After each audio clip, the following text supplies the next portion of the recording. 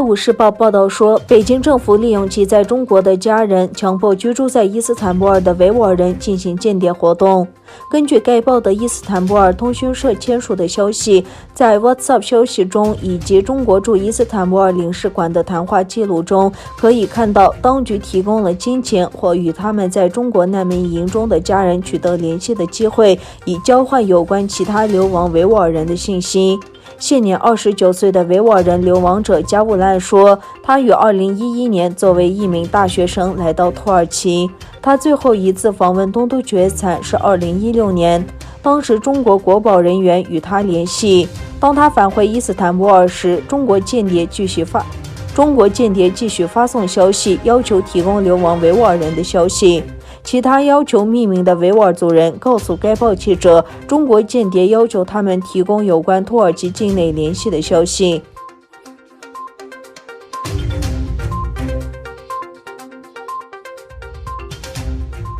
半岛电视台4日发布一篇长篇报道，报道中采访了多位东突厥散集中营的获释者，并再次爆出在教育营内维吾尔人所遭受各种不人道的待遇，包括被迫吃猪肉、殴打、性虐待及接受绝育手术等人权破坏。报道中采访2年前从东突厥散在教育营释放，现在居住在瑞典的医生和教育家索特贝。索特贝近期出版了一本书，书中记录着2年前他在教育营受到的种种磨难。索贝特与采访中道出了维吾尔人和其他穆斯林少数族群在营中所遭受的各种侮辱，包括被迫吃下伊斯兰教禁食的猪肉。他说，每个星期五我们都被迫吃猪肉。中共政府故意选择对穆斯林来说神圣的一天。他并表示，在教育营以外的穆斯林也被迫吃下猪肉，学生被要求吃下食堂供应的猪肉。2019年11月，所谓维吾尔自治区政府主席扎克尔表示，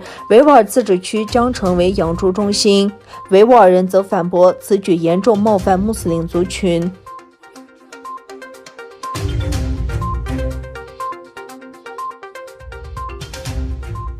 在中国西北部重庆市一煤矿发生一氧化碳中毒事件，造成18名矿工死亡。据新华社报道，救援队官员表示，重庆永川区吊水洞煤矿昨天当地时间17点拆除设备期间，一氧化碳超限，24名矿工被困井下。官员说，已成功救出幸存者1名，发现遇难者18名，搜救工作仍在紧张进行中。官员指出，这座煤矿已于2个月前关闭。今年9月底，重庆郊区的一煤矿就曾发生一起严重矿难，因传送带起火，排放出大量一氧化碳，造成16名矿工遇难。在中国，每年有5000多人死于采矿业事故。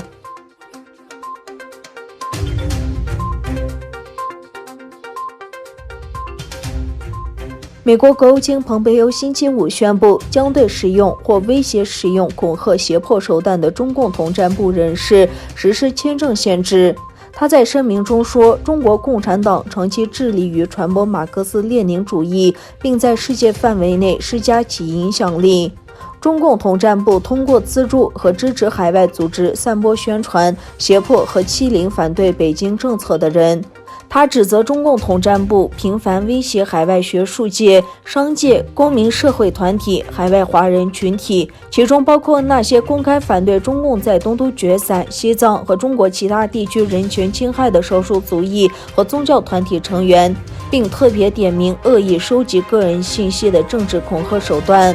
蓬佩奥的这一举措紧接着国务院于本周3发布的针对中国共产党党员及其家属的旅行签证限制。